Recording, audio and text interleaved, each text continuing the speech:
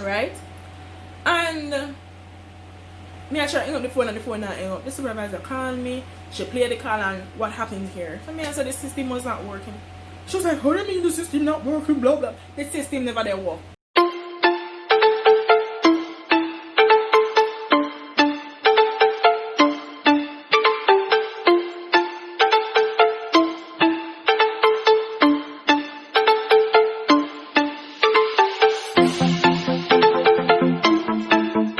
My channel or welcome to my channel if you're new. My name is Terry and today I'm back with another video. Now in today's video I'll be introducing to you all a new series titled Motivational Mondays. Now in this and every Monday I'll be giving you information, tips and advice on how, you know, with information that can add value to your life, make it easier, make you find out things you never knew before. So without further ado, let us get into the video. Now in today's Motivational Monday I'll be speaking on my job experiences, how to get a job, where to look for it. Same thing, where to look for a job, how to keep a job, and what you need to get a job here in Jamaica, especially if you are young. Now also, before we move forward, please keep an eye out for numbers that will be appearing in the video. That these numbers are for a credit voucher. So the digital credit voucher is a 108. So if you're ungrateful, nobody write it down. Come now, when you get it, you say, oh, 108. Yes, that is what I can afford. Now you'll be getting a 108. So I will keep putting the digits for the digital number in red, you know, the trademark color or whatever, in red, and the for flow, I don't know if I even put it in green or blue, but if you see the numbers in green or blue, those are the flow digits. So basically you'll be getting, I'm gonna say, about 4 digits at one part of the video, and then going forward you'll see another 4 until we reach to the end. Now whoever gets the credit, please comment down below so I can give you your congratulations in the next video to come. Now without me going off track or whatsoever, I've made some notes right here, so excuse me if I'm looking down. I want to keep on track because if you notice, me not get story straight. So let us get in. Now the first thing here, I'm gonna speak to you about my job experiences. Now my first job experience, I'm not going to tell you the name of the business, the company, whatever you want to call it. I'm going to give you the name nor the location, but rather I'll be giving you you know, insights, the good and the bad of the place I've worked. And also I'm going to tell you what type of business it is, because it would be pointless if I'm telling you and you don't know what kind of business. So the first one is a department store. Now with this department store, I worked there. I started working there when I was 14 years old. So yes, it is, yeah, 14 years old. I worked there like it was not a full-time job. So I worked there like for the Christmas holidays, fashion nights, or Black Friday, whatsoever. So it's like, you know, it was like a 1 day, 2 day, 3 day, until to the point the summer of high school, when I was leaving high school rather, I worked there for about a month. So up until that time, that was the last time I worked there. Now this department store, I was a sales personnel there. So basically I had to like persuade customers, give them advice, tell them my product knowledge, my experiences with the product, so they can take it so I can get my commission. Now from this business I've learned the skills of face-to-face sales. So not saying that somebody took me and sat me down and say, okay, this is that is that. Working there over time, I've learned the tactics of senior staff, and you know, I just got into person's mind a little bit, so I knew. So I learned the tactics of sales, face-to-face sales. I also learned how to associate with different personalities. Now that department store, Lord God, I be rich people come there. I don't know if the people are much more empathy. No, but it's a quote-unquote high-class people come there. Even though sometimes you have the persons from the lower and the middle class, quote-unquote lower and middle class, coming in. So me learning to associate with different personalities. Not saying anything is bad with Patrick, because me chat it a lot. But you know, if you notice, those persons when they come in, they speak standard Jamaican English. Now, with a person who comes in and speaks standard Jamaican English, you have to speak back standard Jamaican English to them properly so they can relate to you and so that they would like to take your advice and, you know, want you to help them. And then the other persons, you know, like the quote-unquote lower class persons, if somebody like, if somebody from the lower class or the middle class come in, no, let me work with the lower class, comes in, you don't go there twang for the people and they say, so this lip gloss, it is entailed with a lot of enhancements and it is, it's so ferocious. No, you have to know how to, you know, relate to the persons and, you know, so them can feel comfortable with you because everybody matters. But you have to learn how to associate yourself with each and every different individual. So the second thing, as I stated, was I learned to associate with different persons or different personalities. I also learned the value of time management. So, you know, say you have to come in certain times. Learning time management, that one is kind of self-explanatory. You know, so you have to reach your work on time. You have to, if you pack up on shelf, you have to do it fast because customers go come in and you want to move around and help them to make your commission. So I learned the value of time management. Also, one of the most important things right here, I learned to value money. Because money, the level of work when I need have to put in to make money right there, so I learned to value the money that I earned. So I learned the value of money right there and then me learn it. So those are some of the good things. Of course, there are other good elements to that establishment. We can't go through all of them, so I'm just giving you some. No, the bad of it, I was treated unfairly. Now, as I stated before, I started working there as a teen. Therefore, one time we get the peer and I was like, what is this? And they're saying that, oh, remember that you are not a full-time worker, so you blah, blah, blah. But when you do full-time work, so I was not, as it comes to the salary, I was treated unfairly. The next thing was some of the bad working conditions. So there were no benefits, even though I did not expect to receive any benefits because I wasn't a full-time worker. But there were no benefits there. And what else? You had to stand from the time you came into work. I understand when a person has to be, you know, attentive when a customer comes in, but there's another thing when no customer is there and you still stand up like idiot. You couldn't lean, you couldn't sit when there are no customers. So it was pretty much some bad working conditions. And for some strange reason, the wall in the place, I went drywall, if I lean up on it, it shock you. So, and you had to climb on some high places. If you were working in the shoes department, you have to climb on some high places. And myself, if you drop off, no benefit, no did they feel, so the bad working conditions. Now, next I worked at a pharmacy while going to school. So when I was going to the Hart College of Innovation and Technology, I was working part-time at a pharmacy. Now, the good of this pharmacy, it was that the pharmacy accommodated me part-time. That was very good because it's very hard to find part-time employment in Jamaica. When you find someone can accommodate a part-time, you have to applaud that.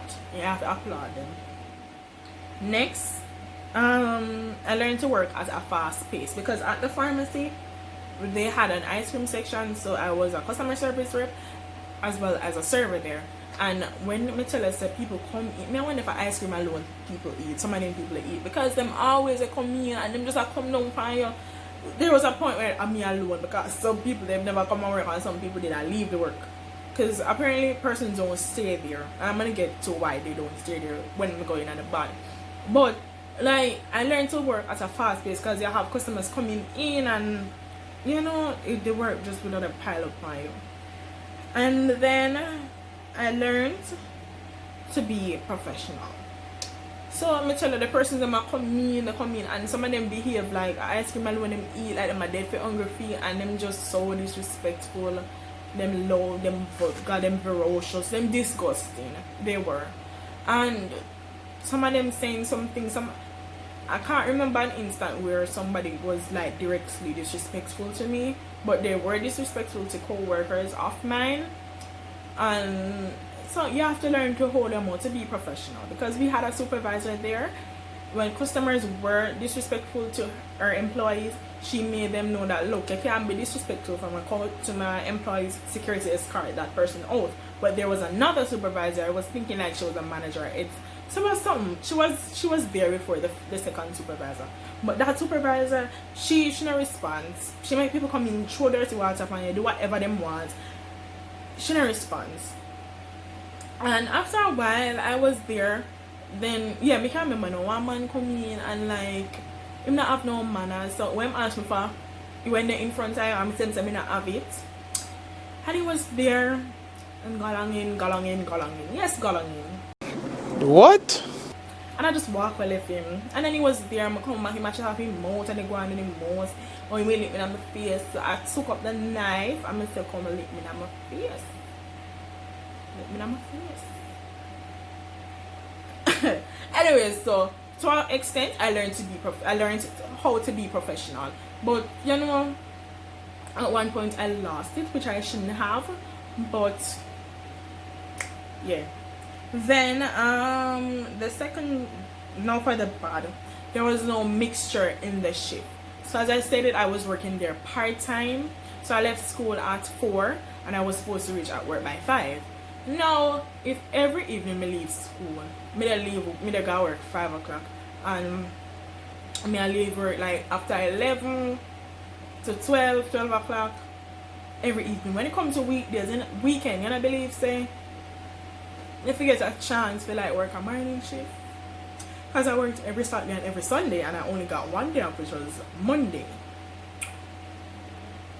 and I did not get any morning shifts. If me never like them, I was thinking I got morning shifts like 2 or 3 times, but from that I be a night shift when I get. So there was no mixture in the shift. Ask the people them if get morning shift, them tell me about how them employ one girl and that was the agreement they made with the girl to give her only morning shifts on weekend. You know, and I was asking them, isn't it possible to alternate? This week she get the morning shifts, next week she get the evening shifts. They were saying no, it was an agreement. And then one point the supervisor me I telling them about, she gave me 2 morning shifts and then take back one. So if I didn't look at the shift, notice she said she changed it. So the shift, the mixture of the shift, there was no mixture. So that was something bad for me. And then no communication. Now this was a business where you see the boss on a regular basis. The owner, you saw him on a regular basis, and it was like we pass and you shake his head or you say morning, evening, whatever. But when I said no communications, you know, you have most companies is either you have like meetings before work or after work, so it don't interrupt production time.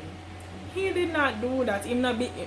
He's like in no business, because if I have a business and I have employees, I'm going to have meetings with them either for 1 time per week, figure out what the issues they might encounter, what can better to make the business, what you can change to make the business better. So there was no communication. So the boss never had a meeting with me, neither the supervisor then. So lack of communication.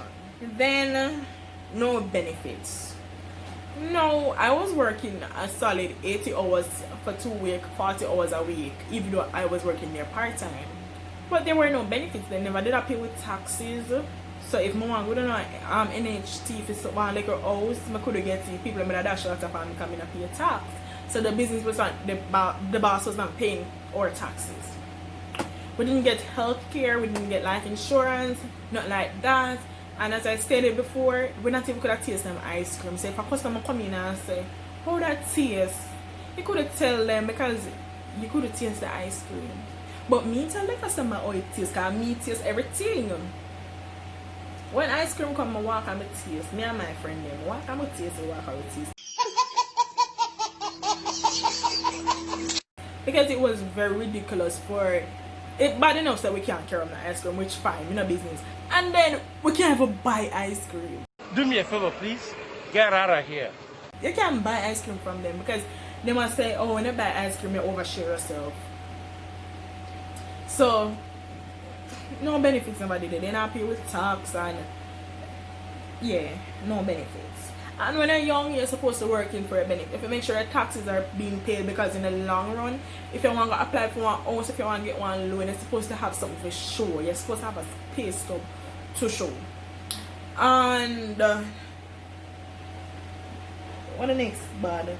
Poor working conditions. Now, as I stated several times before, I was serving ice cream.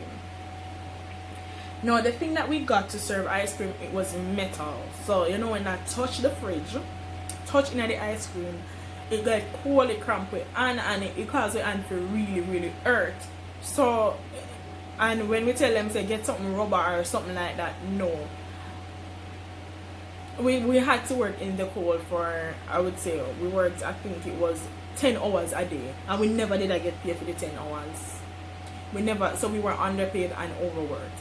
And like after work you had to like clean up or whatever. Despite the fact them saying they had a cleaning lady who comes in early in the morning, but still we had to clean at night. I don't understand that. And if it's a case where we're supposed to leave work at 11, you have to pack up, you have to clean up, whatever. If you did here 30 minutes after your shift end, you're not getting paid for the overtime. So them never used to pay for overtime. You have to dump on them, and if them do pay, probably want $200 or $300 them put on your pay. They did that to one of my co-workers. I would have given it back. $200 money, and it was like constantly happening every evening after work. You used to like have to stay back for those things. I didn't understand that. So yeah, the bad working conditions, the poor working conditions. Next, I worked at a bakery. Yes. Now at this bakery, I learned to work at a fast pace. Yeah, because you know, self-explanatory. I learned to work at a fast pace. I learned time management again here. I was exposed to a different environment. So yes, I got the exposure of working to be a server. Like I was a server at the bakery, but at the pharmacy rather, for ice cream. But then I came to the bakery, and you know, I got the exposure to the different environment. I got the feel of it. Then here is the free lunch. Them did have meatloaf, them have patty, them have all of them something, the cheese and all of them something. But the boss said we're not supposed to eat the cheese because I'm count have the cheese. When me to eat all 6 cheese. Me never know that. He never tell me that. But anyways, we got free lunch there, but we had to buy drinks, which was very okay by me. The transportation, no, it was in Montego Bay, so I did not have to pay 2 fares. I just walk to my bus stop or walk to my taxi stand, take a taxi. Yeah. Then now the bad. This bakery, it was like so local that everybody could have come in there. Everybody come in this bakery. They might have security, they might have nothing. And persons always come in there trying to hit at me. I know I'm gorgeous, but come on. Like, it was very uncomfortable working there because you had many male figures coming in, and the harassment there was real. Some persons might say, oh, shut up. But you wouldn't know if you never go through it. It's very irritating. It's one thing when you're walking on the road and you're dressed properly, you're not showing no skin or nothing, and you're being verbally harassed. It's another thing when it happens on a daily basis. So the place was easily accessed by any and everybody.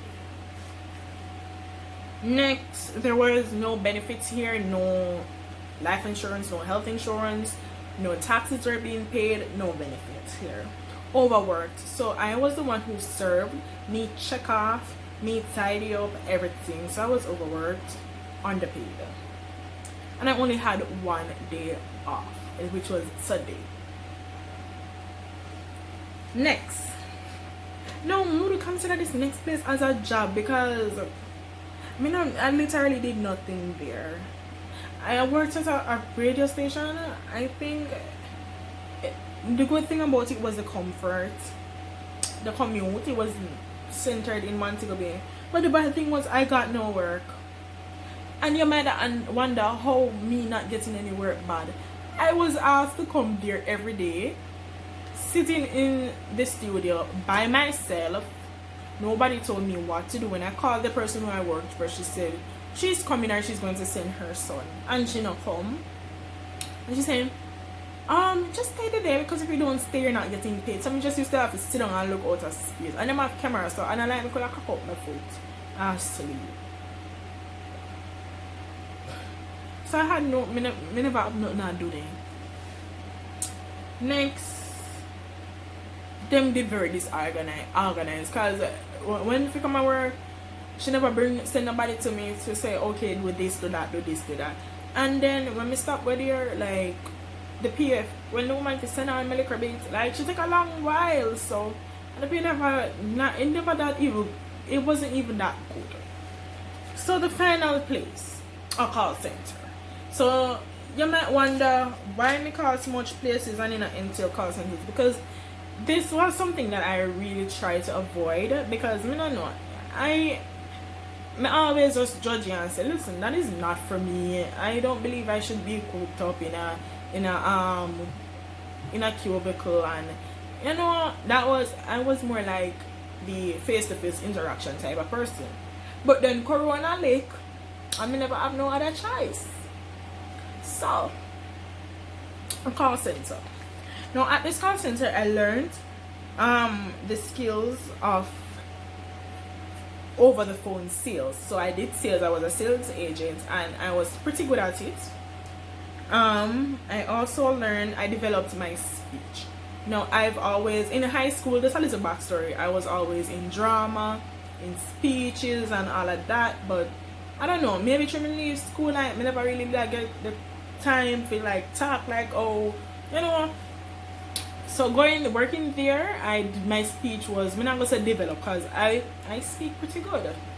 Like even after the camera through, sometimes I stuck and I buck. But like tell you, girl and boy, when they're talking about professional setting, girl can carry herself. So my speech was reinforced, as well as my confidence. Speaking on the phone, speaking to persons who were above me, getting confident at chat, you know. And I got a feel of the call center, even though I was avoiding it for so long. I got a feel of it, and I'm not going to say it is not for me, because you know, but I got a feel of it, and it's workable. It can be worked with in my, you know. The bad of the call center here. So half benefits. So yes, we were given wait, one other good. What taxes did I get paid this time? No, this call center I worked at, it was a Jamaican owned call center, so I don't like nobody from foreign America. They come and give the company a contract and the owner, you know what I mean? So this was a Jamaican owned call center, so it was still developing, it's very young. So that is why I think I'm going to list so many flaws. Now here, half benefits. Now, when I mean by half benefits, the company pays for half of your health insurance when they're supposed to pay for all of it. So you did have to pay for the other half and then pay for half. So I think that was a downside. No, the poor leadership. No, I believe like there was one supervisor there, she stuck out to me. She was very motivating. I learned a lot from her. And another one I learned from her as well, but she was like, I don't even know. She did just like, she was very aggressive at times, and she did not give information clear. One day she come to me and she say, spark me. Mind you, I was home sick the previous week, so when I came in I didn't know nothing. I saw this messenger system panic to communicate throughout the workplace, and then she just come and send me to spark her.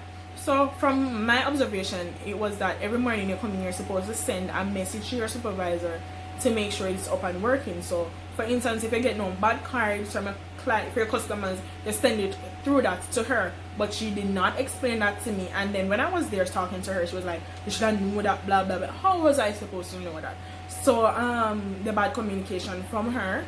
And sometimes she said some things that were the thing them what she said, them never really appropriate for the setting. Even though I understand that she's trying to be like, I'm gonna say now, friendly with some of her agents, because she knew some of them longer than some. So then I would say they have a friendship.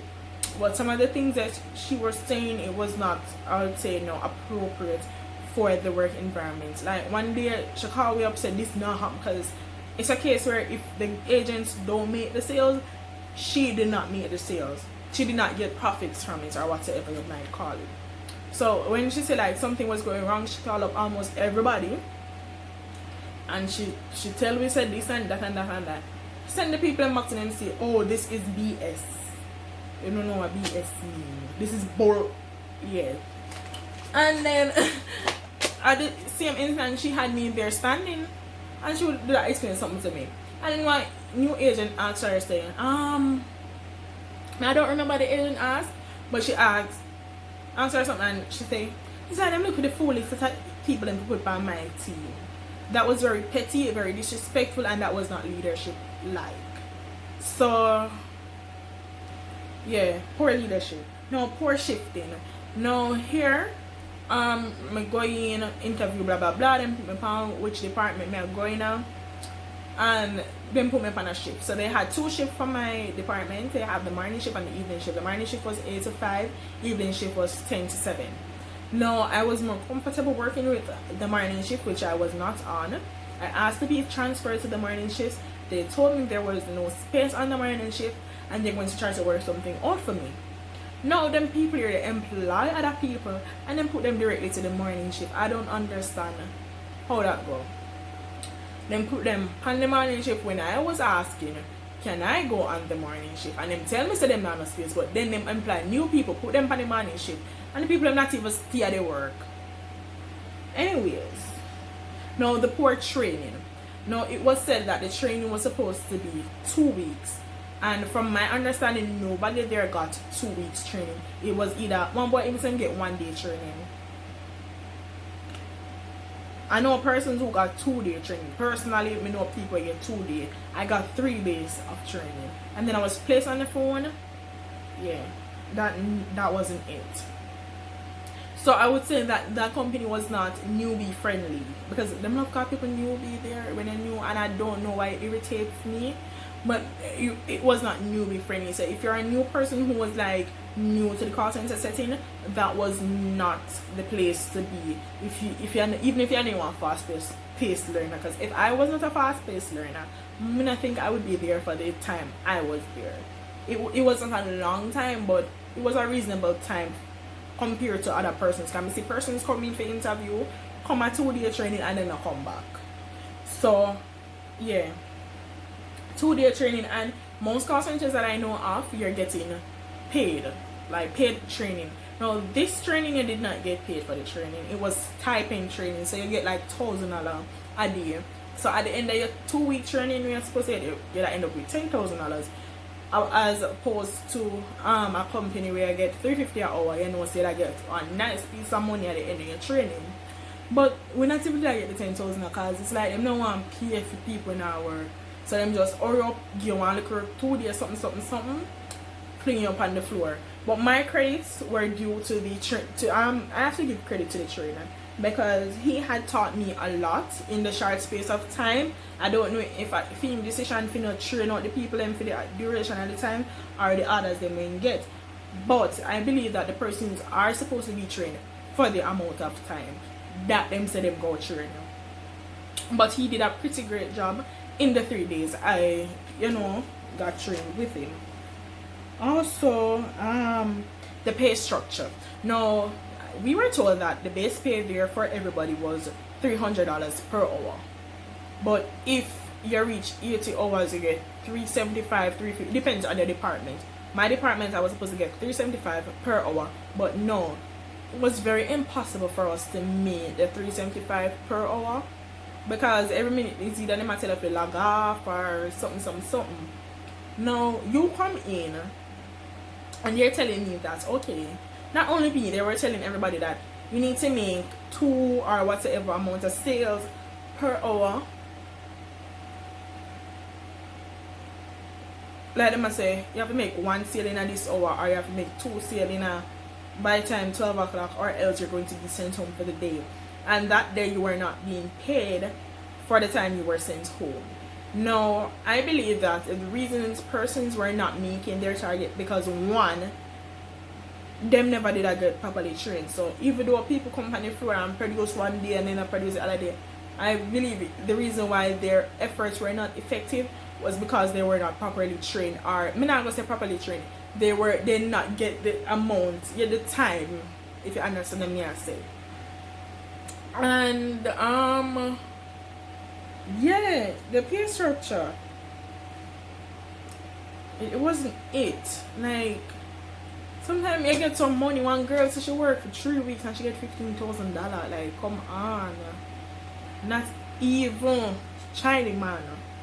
Not saying nothing wrong with it, but not even China man and I get to China with money. So the pay structure was messed up. Because me not believe, say, if you tell people about if you reach 80 hours, if you get the 375, give the people them the 375, so even if they reach hours, them still can't see our money. Or you give them 350. So that never really makes sense. And the last thing for them people here is them system problems. So the longer you're on a call, the time you're on a call never really matter. But when you come off of a call, the time you wrap up and get the information in place, that gets take out of your time. And sometimes the system it frees up. Sometimes I get one call and I try up the call. The call now, I because the system, I don't know what happened to it.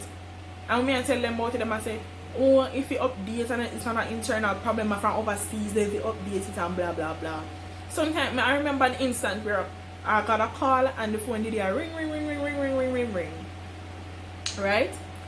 And me I try to hang up the phone and the phone not hang up. The supervisor called me, she played the call and what happened here? So me I said the system was not working. She was like, how do you mean the system not working? Blah blah. The system never did work. And sometimes when it happen, I call her, I am doing something. So they had like, sometimes the system even go down. One time current went for like 15 minutes. And so when you come back, she said, I'm gonna add, I don't remember, I don't want to tell a lie. Is it that she said, I'm gonna add 5 minutes or 10 minutes to everybody's time. So the last time now where it was not the employee's fault, they come out of them pay. So it was really difficult to meet them criteria to get the 375 or the 350 per hour. So yeah, I had a lot of good experiences in the jobs I've done so far and many bad. But let me tell you this, there is nothing that is going to come to perfection. Nothing never come to perfection. Is what you can manage and where you can, well, I'm not saying manage, where you can endure. Because if it was a case where me did go here so and they did have good leadership or them did fear to the shifting, I would have stayed. But as I said it in a previous video, do not stay in a situation, because if you're not comfortable, there's nothing wrong with going to job until you find what works for you. Do not saying that you're supposed to leave for small reasons, because there are going to be issues.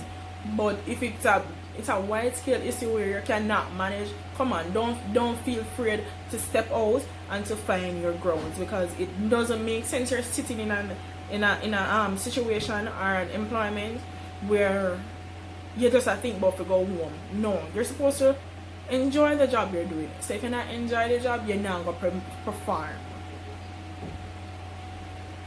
Now, enough of my job experiences. Now let us get into what do you need to get a job. Now, in order to get a job now, you simply need an ID. So it can be a national ID, it could be a passport, or it could be a driver's license. You also need a NIS. You're in NIS. You need your TRN. You need a bank account. If it's a case where you don't have a bank account, you go to the establishment and they will give you a job letter. and you go ahead and open the bank account. Now, just to let you know, to open the bank account, you would need for instance, if it is NCB, I think you need 2 references, so 2 persons who are a member of the bank. So if your neighbor, your mother, your father, 2 references, the name and the number of the person, your ID, your TRN, proof of address. So the proof of address can be, I think it's a bill in a parent's name or a bill in your name. If you don't have a bill, you can go to the post office. You can get a mail, just one regular envelope, write your address on it and write somebody address like a them sending it, and then give it a stamp and you use that. I think that's for $60 if you want it, but right away. But if not, I think it's cheaper. So that's what you need to open an NCB account. It varies if you want to open different accounts, but the basic necessities to open an account is a ID, TRN, proof of address. Now, for the police, and for the next thing you'll need to get a job, you might need a police record. Now, some companies, they pay for the police record for you, and some other companies, you have to pay for the police record yourself. Now, seeing how the time is going with Corona and all of that, they might not require a police record instantly. Now, me say you need a police record. I mean, you need to go look for a police record before you get to work. Go to the job, and then they will tell you whether or not they want the police record, and you will get time to go and do that. Next, you might need passport size photos. So if it's a call center you're going to need 2 passport size photos. You can just look all this in advance, so if when them ask you for it, you have it. Yeah, so you save some time. You're going to need passport size photos. You probably need references. Probably you need a written reference for somebody to say that they know you for this amount of time. So that reference will come from a JP, a pastor, police, whatever. And again, like the police card, go into the establishment and then they will tell you what they need. Now, one of the necessities is a resume. You might need just a resume, or you might need the resume and an application letter. If it's, this relates to going to the interview. So if you're going to an interview, make sure you have a pencil and a pen, because you might get a test to do and you want to seem as though you are a prepared individual. Then you're going to need the proof of your qualification, so that subject certificate or the preliminary certificate. You're going to need that, or if you have a certificate in other fields or whatever, so the proof of your qualifications. So that's that. Now the next thing is, where can you get a job? So you can get a job. Where can you find a job? Yes, not me, sorry. Where can you find a job? So now the ways to find a job. So you can call and ask. So for instance, if you want to work for me, my company is Edband Limited. You want to work for Edband Limited, you go on Google, you Google Edband Limited number, you call Edband Limited. Are you employing blah blah blah? If them say yes, ask them if you're coming in and drop it off, your resume and application letter, that is. Or you can send it to our email, to the email, whatever. So you can call and find out. That's one. Number 2, you can find jobs in the newspapers. So you can find it in the Mirror, in the Western Mirror, whatever Mirror, Star, Gleaner, blah blah blah. You can also find jobs on CaribbeanJobs.com. I have found jobs on CaribbeanJobs.com, but mostly I think they have a lot of call center jobs. So I don't know if you're going to find jobs for other places, but you can try. You can try through a work agency. Now I have gotten jobs through a work agency. Now basically how this work agency works, you need to pay a small registration fee to get their services, which is the work agency I went to. I paid $2,000 for their services. Now that $2,000 qualifies me for them to look jobs for me for a 1-year period. Now if after the 1 year you want them to continue looking jobs for you, you go ahead and renew that. Now the $2,000 registration fee, you need your TRN or your ID, again government issued ID like national ID, passport, driver's license. You probably need passport size photos, so you probably need 2 or 4. And you're going to go there and fill out a form, and Yeah.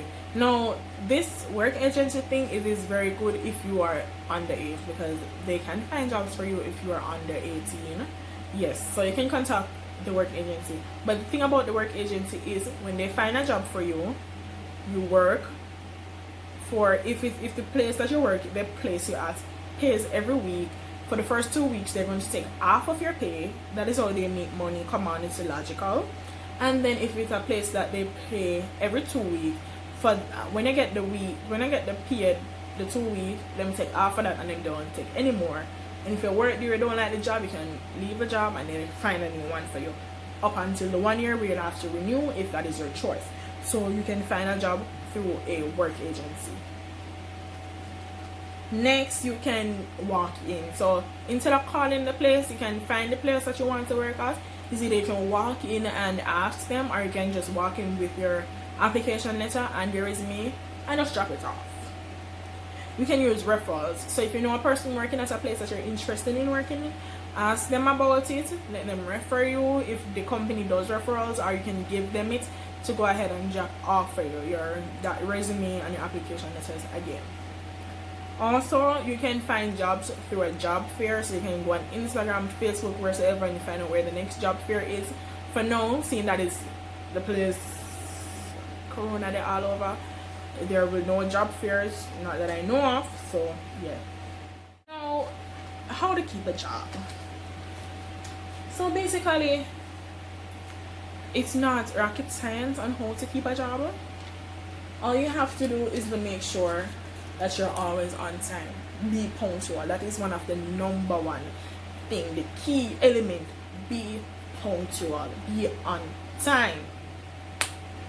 Be respectful to your peers, not your co-workers, your employee, your supervisor, your manager, whatever. To the customers, be respectful.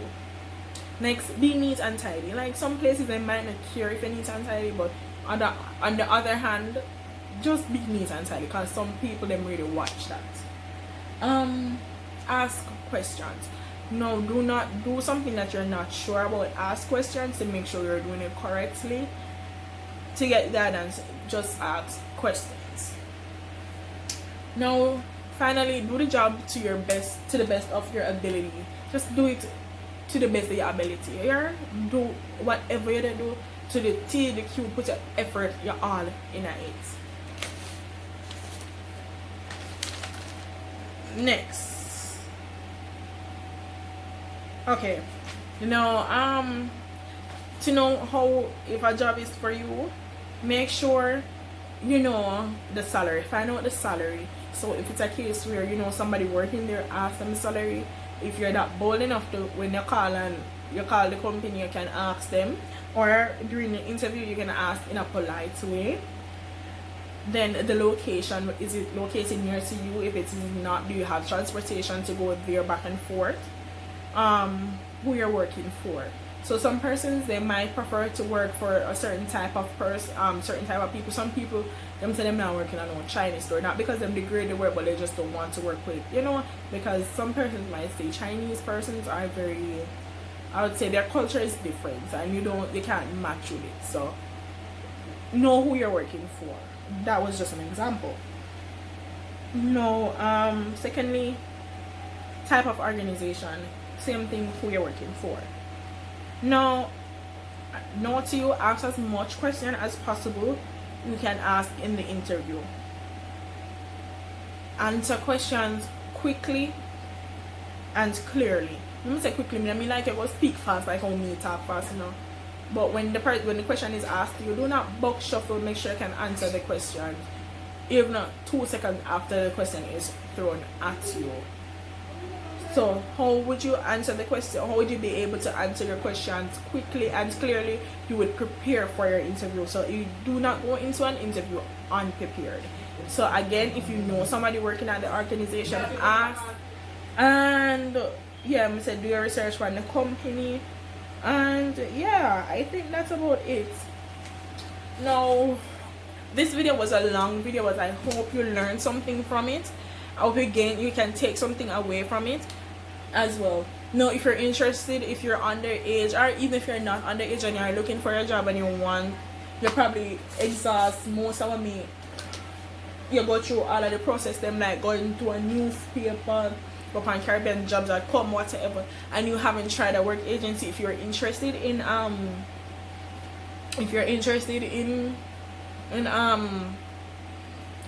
getting a work agency to look for a job for you, and you're willing to submit to the conditions, the terms and the conditions, you can go ahead and comment down below for my ask for help, or you can go ahead and DM me.